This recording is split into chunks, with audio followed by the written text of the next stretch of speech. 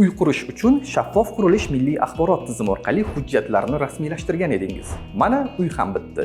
Endi nomingizdagi bu xonadonga o'zingiz, oila a'zolaringiz yoki boshqalarni doimiy ro'yxatga, propiskaga qo'ymoqchisiz. Buning uchun qayergadir borib ovora bo'lmang. Telefon yoki kompyuter orqali my.gov.uz saytiga kiring.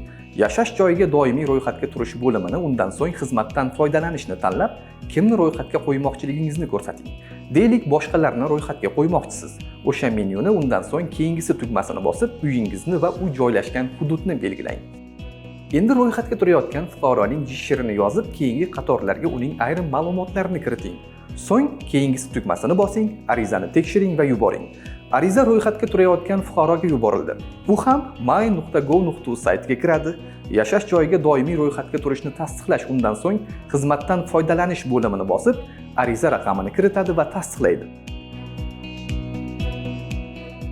Shundan keyin uy egasi yana boyagi sahifaga qaytib, keyingisi tugmasini bosadi va to'lovni amalga oshiradi. Bo'ldi. Jarayon yakunlandi. Endi ariza tegishli tashkilot tomonidan bir ish kunida ko'rib chiqiladi. Natijasini arizalar bo'limi orqali ko'rish mumkin.